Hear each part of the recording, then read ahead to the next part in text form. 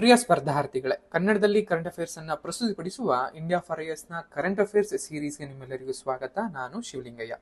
ಹಿಂದಿನ ವಿಡಿಯೋದಲ್ಲಿ ಇವ ನಮ್ಮವ ವಿಧೇಯಕ ಅಥವಾ ಮಸೂದೆಗೆ ಸಂಬಂಧಪಟ್ಟಂತಹ ಮಾಹಿತಿಯನ್ನ ನೋಡ್ತಾ ಹೋಗೋಣ. ಹಾಗೆ ಕಾಂಟೆಕ್ಸ್ಟ್ ಅನ್ನು ನೋಡೋದಾದ್ರೆ, ಹಿಂದೆ ಸುದ್ದಿನಲ್ಲಿ ಇತ್ತು ಅಂತ ನೋಡೋದಾದ್ರೆ, ಇತ್ತೀಚೆಗೆ ಕರ್ನಾಟಕದಲ್ಲಿ ಮರ್ಯಾದಾ ಹತ್ಯೆಗಳು ಅಥವಾ ಇಂಗ್ಲಿಷ್ ನಲ್ಲಿ ಹಾನರ್ ಕಿಲ್ಲಿಂಗ್ಸ್ ಅಂತಾನು ಕೂಡ ಕರಿತೀವಿ, ಅದು ದಿನೇ ದಿನೇ ಜಾಸ್ತಿ ಆಗ್ತಾ ಇದೆ. ತಮ್ಮ ಮಾತು ಕೇಳದೆ, ಅಂದ್ರೆ ಪೇರೆಂಟ್ಸ್ಗಳ ಮಾತು ಕೇಳದೆ ಮದುವೆಯಾದಂತಹ ಪ್ರೇಮಿಗಳನ್ನ ಜಾತಿ, ಧರ್ಮ ಮತ್ತು ಅಂತಸ್ತಿನ ಹೆಸರಿನಲ್ಲಿ ಬರ್ಬರವಾಗಿ ತಂದೆ ತಾಯಿಗಳೇ ಹತ್ಯೆ ಮಾಡುವಂತಹ ಹೀನ ಕೆಲಸಕ್ಕೆ ಪೋಷಕರು ಮತ್ತು ಸಂಬಂಧಿಕರು ಮುಂದಾಗಿದ್ದು ಇಡೀ ದೇಶವನ್ನೇ ಬೆಚ್ಚಿ ಬೀಳಿಸ್ತಾ ಇದೆ. ಇದನ್ನ ಮನಗಂಡಂತಹ ಕರ್ನಾಟಕ ರಾಜ್ಯ ಸರ್ಕಾರವು ಕರ್ನಾಟಕ ವಿವಾಹ ಆಯ್ಕೆಯ ಸ್ವಾತಂತ್ರ್ಯ ಹಾಗೂ ಮರ್ಯಾದೆ ಮತ್ತು ಸಂಪ್ರದಾಯ ಹೆಸರಿನಲ್ಲಿನ ಅಪರಾಧಗಳ ಪ್ರತಿಬಂಧಕ ಮತ್ತು ನಿಷೇಧ ವಿಧೇಯಕ್ಕೆ ಒಂದು ಹೆಸರನ್ನ ಇಡಲಾಗಿದೆ. ಅದನ್ನ ಶಾರ್ಟ್ ಫಾರ್ಮ್ ಅಲ್ಲಿ ಇವ ನಮ್ಮವ ವಿಧೇಯಕ ಕೂಡ ಅಂತಾನು ಕೂಡ ಕರೀತಾರೆ, ಅಥವಾ ಬಿಲ್ ಅಂತಾನು ಕೂಡ ಕರೀತಾರೆ. ಅಥವಾ ಅದರ ಫುಲ್ ಫಾರ್ಮ್ ಅನ್ನ ನೋಡೋದಾದ್ರೆ, ವಿವಾಹದಲ್ಲಿ ಆಯ್ಕೆಯ ಸ್ವಾತಂತ್ರ್ಯ ಹಾಗೂ ಮರ್ಯಾದೆ ಮತ್ತು ಸಂಪ್ರದಾಯ ಹೆಸರಿನಲ್ಲಿನ ಅಪರಾಧಗಳ ಪ್ರತಿಬಂಧಕ ಮತ್ತು ನಿಷೇಧ ವಿಧೇಯಕ ಅಂತಾನು ಕೂಡ ಕರೀತಾರೆ, ಅಥವಾ ಶಾರ್ಟ್ ಫಾರ್ಮ್ ಅಲ್ಲಿ ಇವ ನಮ್ಮವ ವಿಧೇಯಕ ಅಂತಾನು ಕೂಡ ಕರೀತಾ ಬರ್ತಾರೆ. ನಿಮ್ಗೆಲ್ಲ ಗೊತ್ತಿರೋ ಹಾಗೆ ಇತ್ತೀಚೆಗೆ ನ್ಯೂಸ್ಗಳಲ್ಲೂ ಕೂಡ ಎಚ್ ಕೆ ಪಾಟೀಲ್ ಅವರು, ಅಂದ್ರೆ ಕಾನೂನು ಸಚಿವರಾದಂತಹ ಎಚ್ ಕೆ ಪಾಟೀಲ್ ಅವರು ಸದನದಲ್ಲಿ ಈ ಒಂದು ಕಾಯ್ದೆಯ ಬಗ್ಗೆ ಅಥವಾ ಈ ಒಂದು ವಿಧೇಯಕದ ಬಗ್ಗೆ ಹೆಚ್ಚಿನ ಮಾಹಿತಿಯನ್ನ ನೀಡಿದ್ದಾರೆ. ಭಾರತದಲ್ಲೂ ಕೂಡ ಅಥವಾ ಕರ್ನಾಟಕದಲ್ಲೂ ಕೂಡ ಅನ್ಯ ಜಾತಿಗಳ ನಡುವೆ, ಅನ್ಯ ಧರ್ಮಗಳ ನಡುವೆ ಯುವಕ ಮತ್ತು ಯುವತಿಯರು ಮೆಚ್ಚು ಮದುವೆಯನ್ನು ಆಗ್ತಾ ಇದ್ದಾರೆ. ಅವರಿಗೆ ಸ್ವಾತಂತ್ರ್ಯವನ್ನ ನೀಡಬೇಕು, ಆದ್ರೆ ಕೆಲವರು ಮರ್ಯಾದೆ ಹತ್ಯೆ ಮಾಡುವ ಕೆಲಸ ಮಾಡ್ತಿದ್ದಾರೆ. ತಮ್ಮದೇ ಮಕ್ಕಳನ್ನ ಕೊಲ್ಲುವ, ಹಿಂಸೆ ನೀಡುವ ಕೆಲಸವನ್ನು ಮಾಡ್ತಿದ್ದಾರೆ. ಈ ವಿಧೇಯಕ ಒಪ್ಪಿ ಇತರೆ ರಾಜ್ಯಗಳಿಗೆ ಮಾದರಿಯಾಗಬೇಕು ಅಂತ ಮನವಿಯನ್ನ ಮಾಡಿದ್ರು, ಅಥವಾ ಅವರ ಮಾತುಗಳನ್ನ ನಾನು ಎಕ್ಸಾಕ್ಟ್ ಈಗ ಹೇಳಲಾಗಿತ್ತು. ಸೊ ಈ ಒಂದು ಮರ್ಯಾದಾ ಹತ್ಯೆಯ ಅದು ಪರಿಸ್ಥಿತಿ ಹೇಗಿದೆ ಅನ್ನುವಂಥದ್ದು ಕರ್ನಾಟಕದಲ್ಲಿ ಆ ಮೂಲಕ ಕಂಡುಕೊಳ್ಳುವಂಥದ್ದು. ಮರ್ಯಾದಾ ಹತ್ಯೆ ಅಂದ್ರೆ ಏನು? ಮರ್ಯಾದಾ ಹತ್ಯೆ ಅಂದ್ರೆ ಪೋಷಕರ ಒಂದು ಮಾತನ್ನ ಕೇಳದೆ ಅವರ ಇಚ್ಛೆಗೆ ಅನುಸಾರದ ವಿರುದ್ಧವಾಗಿ ಪ್ರೇಮಿಗಳು ಜಾತಿ, ಸಂಪ್ರದಾಯ ಅಥವಾ ಸಮುದಾಯದ ರೂಢಿಗಳು ಅಥವಾ ಕುಟುಂಬದ ಒಂದು ಪ್ರತಿಷ್ಠೆಗಳನ್ನ ಬದಿಗಿಟ್ಟು ಮದುವೆ ಆಗುವಂಥದ್ದು. ಆ ಮದುವೆಯಾದಂತಹ ಜೋಡಿಗಳೇನಿರ್ತಾರೆ ಅವರನ್ನ ಈ ಒಂದು ಮರ್ಯಾದೆಯ ಹೆಸರಿನಲ್ಲಿ ಪೋಷಕರು ಮತ್ತು ಸಂಬಂಧಿಕರೇ ಹತ್ಯೆ ನಡೆಸುವಂತಹ ಕ್ರಮವನ್ನ ಮರ್ಯಾದಾ ಗೇಡು ಹತ್ಯೆ ಅಥವಾ ಆನರ್ ಕಿಲ್ಲಿಂಗ್ಸ್ ಅಂತಾನೂ ಕೂಡ ಕರೀತಾ ಬರ್ತಾರೆ. ಸೊ ಇದು ಕರ್ನಾಟಕದ ಇತ್ತೀಚೆಗೆ ಹುಬ್ಬಳ್ಳಿನಲ್ಲೂ ನೋಡಿರ್ತೀರಾ, ಕರ್ನಾಟಕದ ನಮ್ಮ ಹಾಸನದಲ್ಲೂ ಅಥವಾ ಬೆಂಗಳೂರಿನಲ್ಲೂ ಕಾಣುವಂಥದ್ದು, ತಮಿಳುನಾಡಿನಲ್ಲಿ ಕಾಣುವಂಥದ್ದು, ಈ ರೀತಿಯಾಗಿ ಇಡೀ ಭಾರತದಾದ್ಯಂತ ಈ ಒಂದು ಇದನ್ನ ಕಂಡು ಬರ್ತಾ ಇದೆ.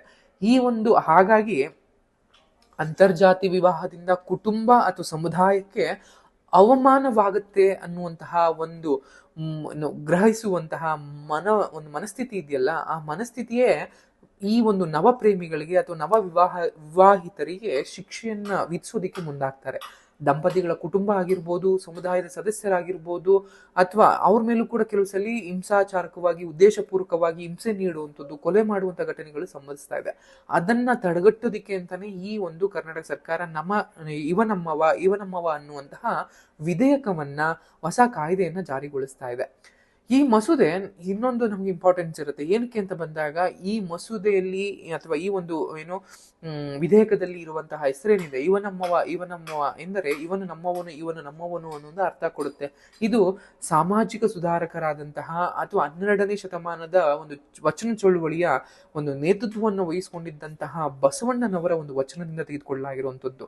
ಯಾಕಂದ್ರೆ ಆ ವಚನದಲ್ಲೂ ಕೂಡ ನೀವು ಆ ಜಾತಿಯವನು, ಆ ಧರ್ಮದವನು, ಆ ಒಂದು ಅಭ್ಯಾಸ, ಈ ರೀತಿಯಾದಂತಹ ಮನಸ್ಥಿತಿ ಬೇಡ. ಎಲ್ಲರಲ್ಲೂ ಕೂಡ ಇವ ನಮ್ಮವ ಅಂದ್ರೆ ಈತ ಕೂಡ ನಮ್ಮವನೇ, ಅಂದ್ರೆ ಮನುಷ್ಯ ನಮಗೆ ಮುಖ್ಯನೇ ಹೊರತು ಜಾತಿ ಧರ್ಮಗಳಲ್ಲ ಅನ್ನುವಂತಹ ಮನಸ್ಥಿತಿಯನ್ನ ಬರಬೇಕು.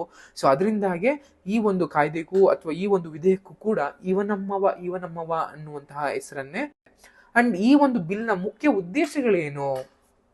ಈ ಒಂದು ಬಿಲ್ ಅಥವಾ ಈ ಒಂದು ವಿಧೇಯಕದ ಮುಖ್ಯ ಉದ್ದೇಶ ಏನು ಅಂತಂದ್ರೆ, ವಯಸ್ಕರಿಗೆ ತಮ್ಮ ಜೀವನ ಸಂಗಾತಿಯನ್ನ ಆಯ್ಕೆ ಮಾಡುವ ಒಂದು ಸ್ವಾತಂತ್ರ್ಯವನ್ನ ರಕ್ಷಣೆ ಮಾಡುವಂಥದ್ದು. ಈಗ ಆಲ್ರೆಡಿ ಕೆಲವು ಹೈಕೋರ್ಟ್ಗಳು, ಸುಪ್ರೀಂ ಕೋರ್ಟ್ಗಳಾದ್ಯಂತ ವಯಸ್ಕರೇನಿದ್ದಾರೆ ಅವರಿಗೆ ಅವರ ಸಂಗಾತಿಗಳನ್ನ ಆಯ್ಕೆ ಮಾಡ್ಕೊಳ್ಳುವಂಥದ್ದು ಕೂಡ ಮೂಲಭೂತ ಹಕ್ಕು ಅಂತ ಕೋರ್ಟ್ಗಳು ಹೇಳಿದೆ. ವಯಸ್ಕರು ಅಂದ್ರೆ ಯಾರು? ಹೆಣ್ಣು ಮಕ್ಕಳಲ್ಲಿ 18ಕ್ಕಿಂತ ಹೆಚ್ಚು ತುಂಬಿರುವಂತವರು ಮತ್ತು ಗಂಡು ಮಕ್ಕಳಲ್ಲಿ 21 ವರ್ಷಕ್ಕಿಂತ ಹೆಚ್ಚು ತುಂಬಿರುವಂತಹ ಏನು ಯುವಕರು ಇರ್ತಾರೆ ಅವರನ್ನ ನಾವು ವಯಸ್ಕರು ಅಂತ ಕರಿತೀವಿ. ಈ ವಯಸ್ಕರು ತಮ್ಮ ಸಂಗಾತಿಗಳನ್ನ ಆಯ್ಕೆ ಮಾಡಿಕೊಳ್ಳುವಂತಹ ಸ್ವಾತಂತ್ರ್ಯವನ್ನ, ಹಕ್ಕನ್ನ ಹೊಂದಿರ್ತಾರೆ. ಸೊ ಅದರಿಂದಾಗಿ ಆ ಸ್ವಾತಂತ್ರ್ಯವನ್ನ ರಕ್ಷಣೆ ಮಾಡುವುದು ಈ ಒಂದು ವಿಧೇಯಕದ, ಈ ಒಂದು ಬಿಲ್ನ ಮುಖ್ಯವಾದ ಉದ್ದೇಶವಾಗಿರುತ್ತೆ. ಅದರ ಜೊತೆಗೆ ಅಂತರ್ಜಾತಿ ಮತ್ತು ಅಂತರ್ ಸಮುದಾಯಗಳ ವಿವಾಹಗಳಿಗೆ ಕಾನೂನು ರಕ್ಷಣೆಯನ್ನ, ಲೀಗಲ್ ಪ್ರೊಟೆಕ್ಷನ್ ಅನ್ನ ಕೊಡುವಂಥದ್ದು, ಗೌರವವನ್ನ ನೀಡುವಂತಹ ಕೆಲಸವನ್ನ ಈ ಒಂದು ಬಿಲ್ ಮಾಡುತ್ತೆ ಅನ್ನುವಂಥದ್ದು. ಅಂಡ್ ಈ ಒಂದು ಬಿಲ್ನ ಮುಖ್ಯ ಇನ್ನೊಂದು ಉದ್ದೇಶ ಏನು?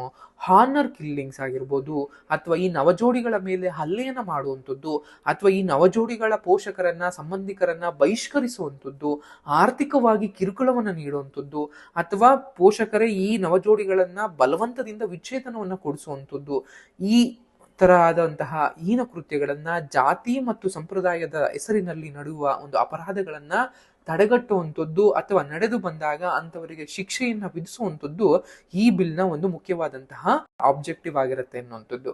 And what are the important ಅಥವಾ ಕೀ ಪ್ರಾವಿಷನ್ಸ್ ಏನಿದೆ ಈ ಬಿಲ್ ಅಥವಾ ವಿಧೇಯಕದ ಏನೇನು ಅಂತ ನೋಡ್ತಾ ಬಂದಾಗ, ಮರ್ಯಾದ ಹತ್ಯೆ ಅಥವಾ ಅಂತಹ ಗಂಭೀರ ಅಪರಾಧಗಳಿಗೆ ಕನಿಷ್ಠ 5 ವರ್ಷಗಳ ಜೈಲು ಶಿಕ್ಷೆಯನ್ನ ನೀಡುವಂಥದ್ದು, ತೀವ್ರವಾದಂತೆ ಇದನ್ನ ಜೀವಾವಧಿ ಮತ್ತು ಅಥವಾ ಹೆಚ್ಚಿನ ಒಂದು ಹಣವನ್ನು ಕೂಡ ಅಥವಾ ಹೆಚ್ಚಿನ ಒಂದು ಅವಧಿಯ ಒಂದು ಶಿಕ್ಷೆಯನ್ನು ಕೂಡ ನೀಡಬಹುದು ಕೋರ್ಟ್ಗಳು.